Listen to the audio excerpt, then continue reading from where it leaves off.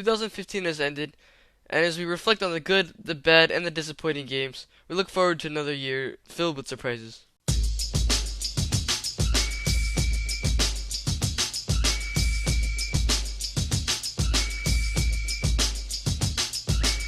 With over 50 big titles being released in 2015, it's hard to pick, and I had to narrow it down to the game needs to have like enough footage, and it has to stand out from other games. It has to be unique, and it has to look really fun.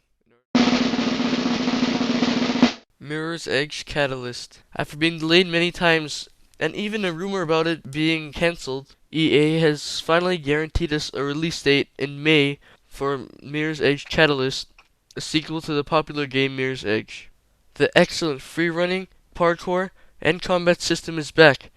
The only way EA can really screw this up is if they put their BS microtransactions or DLCs into the game. But this is a warning: if they screw Catalyst up, there will be no second chance. Horizon Zero Dawn. Horizon Zero Dawn is a game that has a unique concept. In a post-apocalyptic world, robot dinosaurs roam the land. The game looks and sounds spectacular as it's made by Guerrilla Games, makers of the Killzone franchise.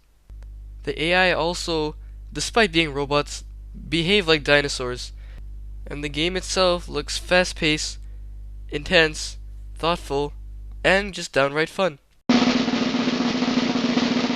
Deus Ex Mankind Divided. After 2012's great Deus Ex Human Revolution, Square Enix, I think that's how it's pronounced, have made another Deus Ex game, and it looks fantastic. Adam Jensen, the main protagonist in Deus Ex Human Revolution, is back in Prague, Venice, 2029. Square Enix are the masters of stealth games, and we can hardly wait to play another Deus Ex game in next gen. Unfortunately, I couldn't put it any higher on this list though, because there have been some bad Deus Ex games. Oh well, we can only hope. XCOM 2. Okay, I know I'm kind of cheating with this one because XCOM 2 already came out, but I promise I put it as number 7 when I thought of this list last month. This game is set in the year 2035, when it turns out the aliens actually won, but for the actual game, it's the same old classic XCOM. Turn-based strategy, tactics, global warfare, unique alien species, and the trademark XCOM art style that everyone loves. But don't be fooled. When it says there's an 85% chance to hit, you'll probably still miss. Don't ask me why. Homefront The Revolution. So what sets this first-person shooter apart from other first-person shooters?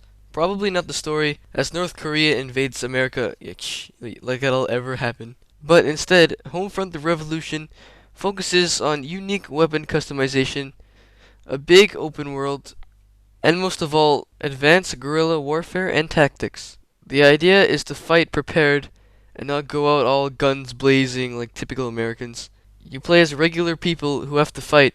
I mean, this is a revolution, for crying out loud. Uncharted 4: A Thief's End. Even though this game has been delayed many times, it still looks very fun. Nathan Drake returns once again in what is supposedly the last chapter of the franchise. Yeah, I doubt it. It doesn't matter. The 3 previous Uncharted games have all been fantastic. The same third-person cover shooting, rock climbing. Uncharted 4 looks to have even more beautiful environments than the previous games. It looks like another great adventure game, and what can I say? I'm a big sucker for that kind of stuff. No Man's Sky. Man, this is a really good year for PlayStation gamers, isn't it? No Man's Sky claims to have it all. Epic space battles, a huge open world. How many planets are supposed to be in this game?